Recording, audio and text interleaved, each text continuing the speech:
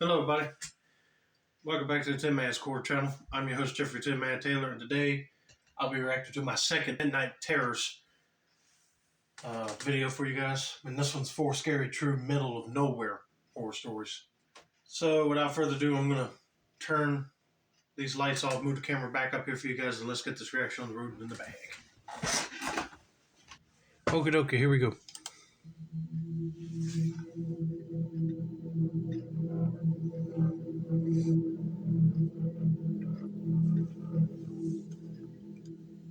I live in a quiet country in Europe, the kind of place where crime is so rare that people rarely feel the need to worry about their safety. Already sounding like a safe place, it seems like.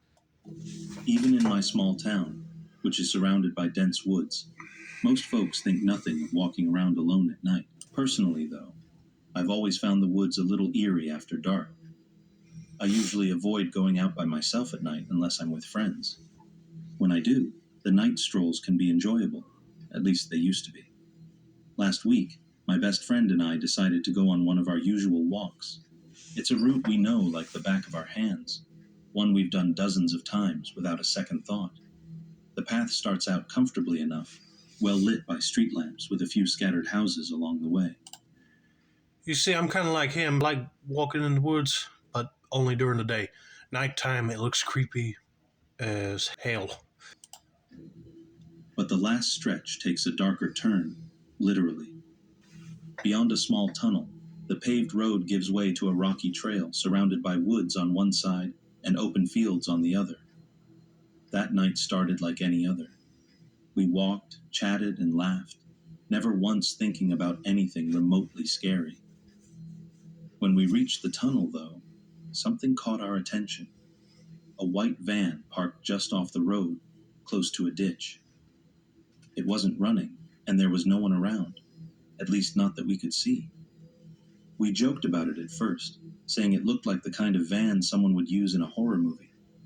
I even mentioned that I thought I saw a silhouette inside. My friend shot me an annoyed look. "Don't start," she said. "You're just trying to scare me." We shrugged it off and kept going. The path beyond the tunnel slopes uphill before leveling out. Once you're on the hilltop, there's a long stretch where the woods are on one side, and an open hops field stretches out on the other. It's dark, but usually peaceful, and we've always felt safe enough there. About 5 minutes into this stretch, we noticed headlights behind us. At first, we didn't think much of it. It's not uncommon for farm vehicles to use the road, especially with farms just a mile or two ahead. We moved to the side to let the vehicle pass, still chatting and taking our time. But when we glanced back, we realized it wasn't a farm vehicle. It was the same white van from the tunnel. That's when the unease set in. We both hoped it was just a coincidence, that the van would pass us by. But it didn't. Instead, it slowed down and stayed behind us, creeping along at the same pace we were walking. This is when you should be running to the woods and let that car pass before you get back to your home, because you don't want them guys figuring out where you live. It does seem kind of weird of a white van just sitting, running. You know, me personally, I would think they probably just pulled over to either eat a snack or take a nap or something. But no, if they're following you and not passing you, then no, they're looking to probably kidnap you. We tried to stay calm and kept walking, but the van mimicked our every move. If we sped up, it sped up. If we slowed down, it slowed down. The sound of the engine idling behind us was unnervingly close. I bumped my friend on the shoulder, locking eyes with her. "Run," I said, my voice low but firm. "Into the field. Now." We bolted without another word, cutting left into the hops field. The uneven ground made it hard to run, and we nearly tripped on the mounds of soil scattered everywhere. Eventually, we found a spot behind one of the larger mounds and crouched down, trying to catch our breath without making a sound. The van stopped on the road, its engine rumbling. Then its headlights grew even brighter as they switched on the high beams, illuminating the field in harsh light. Two men got out, both wearing dark hoodies. Each held a flashlight, and they started scanning the field, sweeping the beams across the rows of hops. We stayed as still as possible, barely breathing. My heart was pounding so loudly in my ears that I was sure they could hear it. One of the flashlights swept dangerously close to our hiding spot, and I gripped my friend's arm, silently willing her to stay quiet. It felt like hours, but it was probably only a minute or two before the men gave up. They climbed back into the van, turned it around in the middle of the road, and drove back the way they'd come. We stayed hidden for a few more minutes, just to be sure, before we scrambled to our feet and ran as fast as we could through the field toward the houses at the far end. The moment we saw the glow of porch lights and the outlines of houses, we both let out shaky breaths of relief.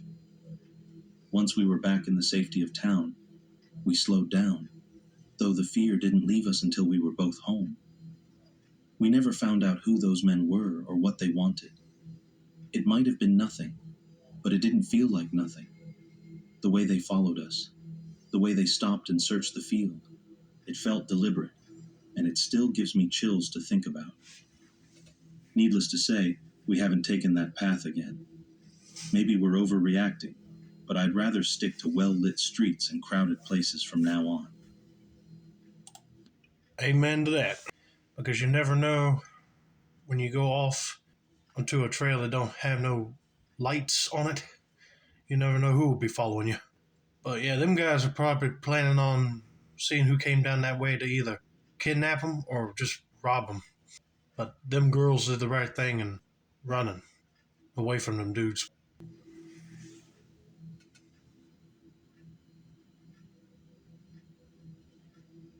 A few years ago, I was driving through the desert on my way to visit a friend in Arizona. It was one of those long stretches of highway where the scenery doesn't change for hours, just endless sand, scrub, and jagged rock formations in the distance. I thought it'd be a great way to clear my head, but by the time the sun started to set, the isolation started to feel less peaceful and more unnerving. I was in the middle of nowhere, with no cell service and no other cars in sight. The radio had stopped picking up stations hours ago, and the only sound was the steady hum of my engine. I was about 20 miles from the next small town, according to the last road sign, and figured I'd stop there for the night. That's when my car started acting up. It wasn't sudden, more like a slow decline. The engine began sputtering, and the dashboard lights flickered. I pulled over to the shoulder, just as the engine gave out completely. I sat there for a moment, hoping it was some minor glitch and the car would miraculously start again. When I turned the key, all I got was a weak click. Great.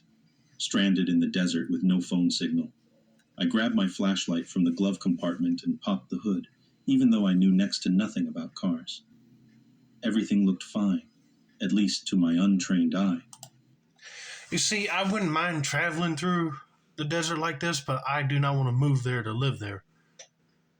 And also, I don't want nothing like this to happen. Because that's everybody's fear. Your car just broke down in the middle of nowhere. And you don't have no phone signal to call for help. I mean, that's just one nightmare after another. The engine wasn't smoking, and there weren't any obvious leaks. I tried the key again. Still nothing. I looked around, hoping to see headlights or even a sign of a building in the distance. But the highway was empty, and the desert stretched out endlessly in every direction. The sky was a deep orange as the last bit of sunlight faded, and soon I'd be in total darkness. I decided to wait. Someone would come along eventually, right? It was a highway, after all. I climbed back into the car, locked the doors, and tried to stay calm. About an hour passed, maybe more.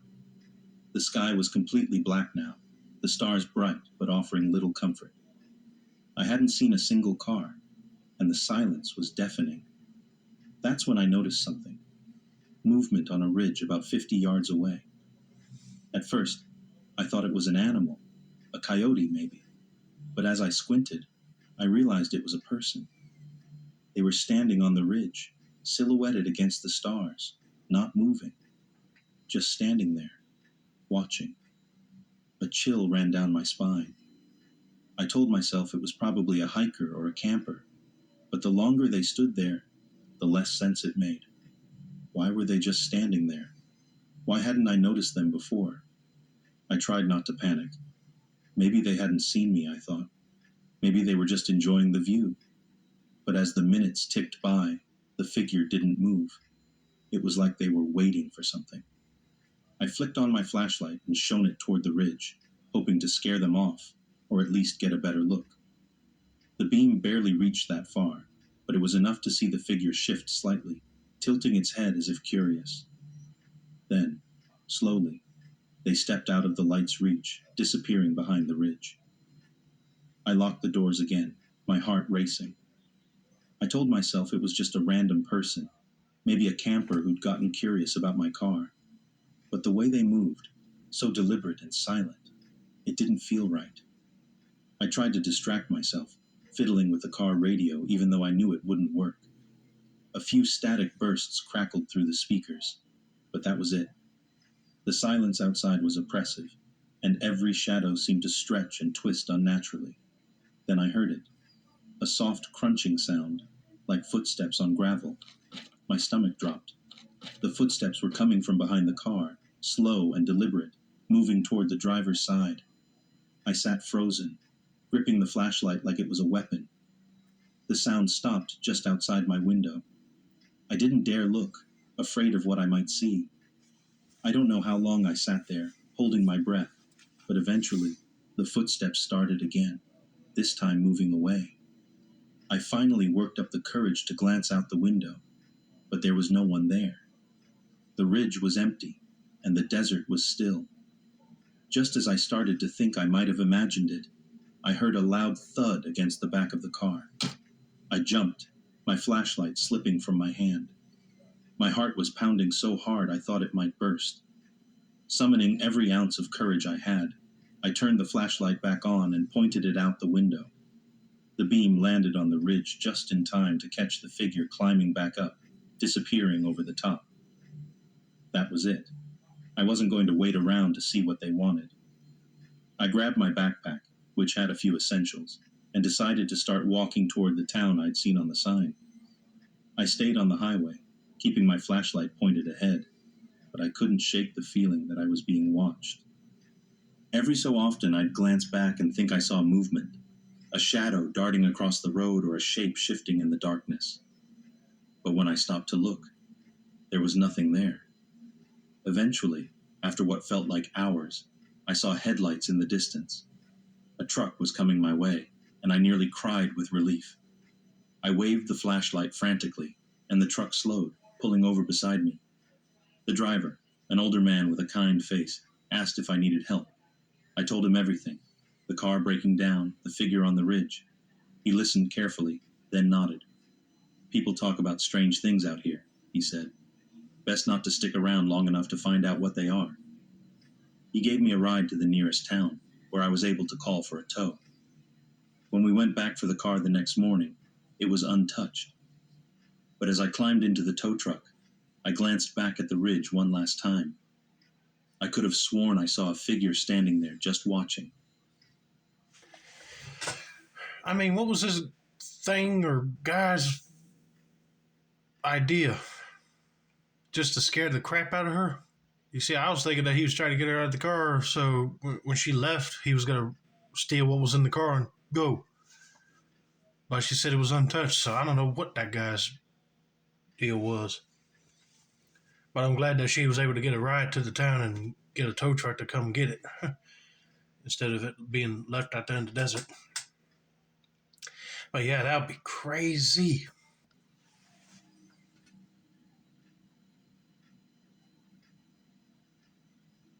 A couple of years ago, I agreed to help my cousin Ryan move some of his old stuff from a family property we owned in the middle of nowhere.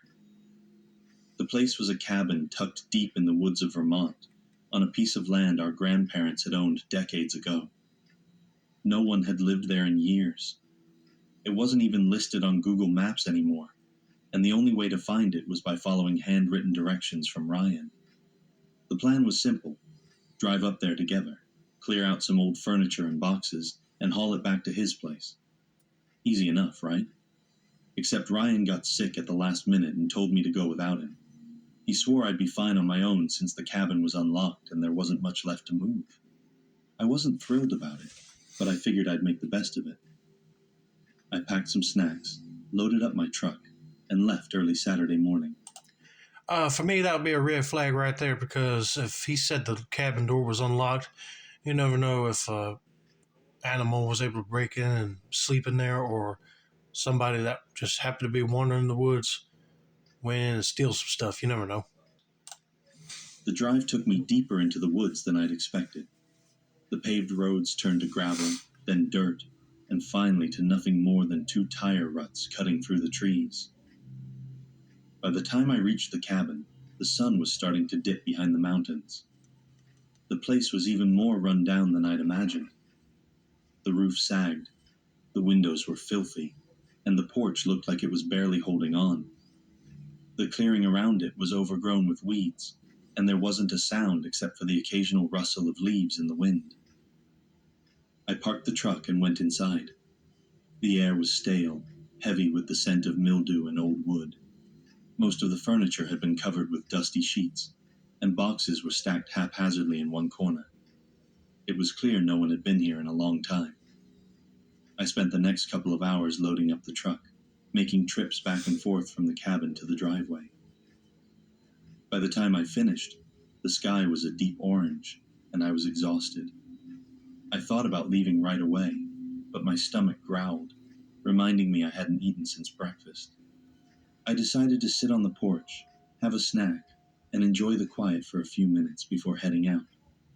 As I sat there, the woods around me seemed to grow darker and quieter. The wind had stopped, and the stillness was almost oppressive. That's when I noticed it. A faint noise, like a distant hum. At first, I thought it might be an airplane, but it didn't fade or grow louder. It just stayed at the edge of my hearing, constant and unchanging. I tried to ignore it, but something about the sound set me on edge. I glanced around the clearing, half expecting to see someone, or something, emerging from the trees. Of course, there was nothing, just shadows and the encroaching night. Then I saw it. Movement near the edge of the woods. At first, I thought it was an animal, a deer maybe, but the shape was wrong. It was tall and thin, too upright to be anything natural. My heart skipped a beat as the figure stepped into the clearing. It was a man, at least I think it was. He was wearing dark clothes, and his face was obscured by the shadows. He stood perfectly still, just staring at me from across the clearing. "Hello?" I called out, trying to keep my voice steady. The man didn't respond. He didn't move. I felt a chill creep down my spine. Something about the way he was standing, so rigid and unmoving, didn't feel right. I grabbed my phone, but of course there was no signal. My truck was parked a few feet away, but the idea of turning my back on the man made my stomach churn. Yeah, he's probably a homeless person that might be on drugs. And if you turn your back on him, he might start chasing you. You never know. "Can I help you?" I called again, louder this time. Still nothing. Then, as suddenly as he'd appeared, he turned and walked back into the woods. His movements were smooth, almost too smooth, and he disappeared into the darkness without a sound. I didn't wait to see if he'd come back. I grabbed my stuff, jumped into the truck, and peeled out of there as fast as the dirt road would let me. My heart was pounding the entire way, and I kept checking the mirrors, expecting to see him following me. But the road stayed empty, and the woods remained dark and still. When I finally made it back to the highway, I pulled over and tried to catch my breath. I called Ryan and told him what had happened, but he just laughed it off. "Probably some hunter or a local messing with you," he said. Maybe he was right. Maybe it was just some guy who happened to be wandering through the woods. But the way he stood there, watching me without saying a word, it didn't feel like a prank. It felt deliberate, like he wanted me to know I wasn't alone out there. I'll be telling that man Ryan right there, look, that dude was just standing there staring at me and not making a noise. And you think somebody would be out here messing with me? Huh. No, I still think it's a homeless guy maybe that just wandered over there or is mentally disturbed. That's my theory. All right, let's get to the final story.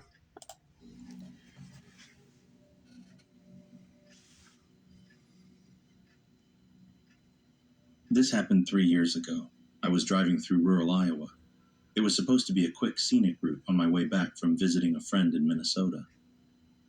I love road trips, especially the quiet back roads where you can roll down the windows, blast some music, and enjoy the solitude. This particular drive, though, is one I'll never forget, and not in a good way. It was late afternoon when I turned off the main highway onto a county road. The scenery was classic Midwest, endless cornfields stretching out on either side of the narrow 2-lane road. Every so often, I'd pass a decrepit barn or a mailbox at the end of a dirt driveway, but I didn't see another car for miles. At first, the isolation was relaxing. It was just me, the road, and the occasional sound of cicadas buzzing in the distance. But as the sun began to set, the charm wore off. The road seemed to stretch endlessly into the horizon, and the shadows of the corn stalks grew long and dark. The realization hit me. I was in the middle of nowhere, completely alone. About an hour after sunset, my low-fuel light came on. I cursed myself for not filling up at the last gas station, but I figured there had to be one nearby. First off, yeah, I kind of agree. Driving on them back roads seems sort of peaceful, but yeah, that is stupid that you did not fill the tank up because you'll be stranded without any gas. After all, even rural areas have to have gas stations. I kept driving, scanning the side of the road for any sign of civilization. Nothing. Just more cornfields. Then, out of the corner of my eye, I noticed movement. At first, I thought it was just the wind rustling the corn. But when I glanced again, I saw something, or someone, moving between the stalks. It was too dark to make out any details, but I could see the faint silhouette of a figure pacing alongside my car, hidden just beyond the edge of the field. My heart skipped a beat, and I instinctively pressed on the gas. The figure kept pace with me. I told myself it was just my imagination, that maybe I'd been driving too long and needed a break. But when I looked again, the figure was still there. Every so often, it would disappear, only to reappear a few seconds later, closer to the road. I couldn't make out a face or even a clear outline, just the unmistakable movement of someone or something watching me. I decided to speed up, but the road was too narrow and winding to go much faster without risking an accident. The thought of stopping, even for a second, made my stomach churn. So I gripped the wheel tighter and kept driving, refusing to look at the cornfield again. After another 10 minutes, I saw a faint light in the distance. Relief flooded through me. It looked like a gas station. As I got closer, I could see it was an old, run-down place, with a single pump and a flickering neon sign that simply read, gas. The building itself was dark, except for a dim light above the door. I pulled up to the pump, trying to ignore the uneasy feeling in my gut. I glanced at the cornfield one last time, but the figure was gone. The field looked empty, just rows of tall stalks swaying in the breeze. Hey, if I saw a gas station, I'd be like jumping for joy. Be like, oh, great. Get some fuel and keep on trucking so I don't have to worry about this figure coming out of the cornfield. Oh, man, he needs to hurry up and get gas. Or it might be an abandoned gas station, but let's just see. Maybe I really had imagined it. I got out of the car, grabbed the pump, and started filling up. The silence was overwhelming. No cars, no voices, not even the hum of insects. Just the soft glug of gas flowing into my tank. I kept glancing around, feeling exposed under the harsh fluorescent light. The cornfield loomed just a few feet away, the stalks rustling faintly in the wind. Then I heard it. Footsteps. Slow, deliberate, crunching on the gravel behind me. I spun around, but no one was there. Just the empty road and the gas station. My eyes darted to the cornfield, half expecting the figure to step out at any moment. But the rows of corn stood still. My heart was pounding so loudly I could barely hear anything else.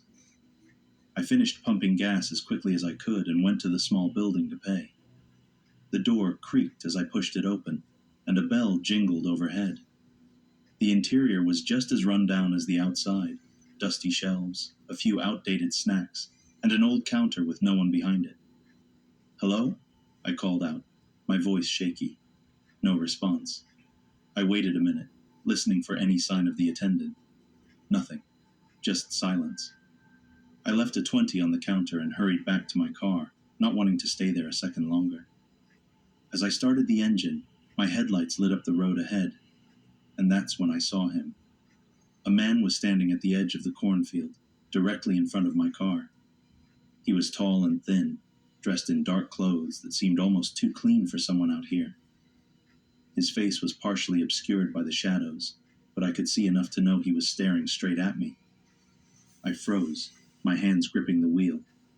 He didn't move. He just stood there, his head tilted slightly as if he was studying me. The only sound was the low rumble of my engine. I don't know what came over me, but I slammed the car into reverse, backing away as fast as I could without losing control. The man didn't follow. He just stayed where he was, watching as I turned the car around and sped off in the opposite direction. I didn't stop driving until I hit a larger highway with actual streetlights and other cars. Even then, I kept checking my mirrors, half expecting to see him again, but he was gone. Or maybe he never left the cornfield at all. I still don't know what he was doing out there, or why he was following me. Maybe he was just some guy messing around, but something about him felt wrong.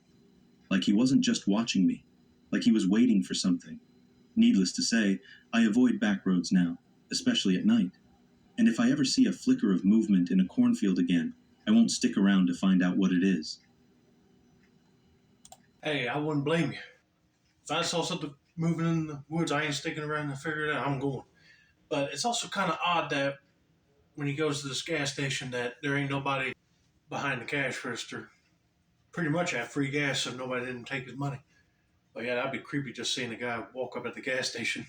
But instead of hitting reverse, I would have just hit the pedal to the metal and see if he would jump out of the way. But anyway, I hope you guys enjoyed this Midnight Terrors reaction video. Don't forget to like, subscribe, turn on post notifications for more Midnight Terrors related content like this. This has been another successful installment of the Tin Man's Corner channel. I'm your host, Jeffrey Tin Man Taylor. I say that's a wrap, and that's day on.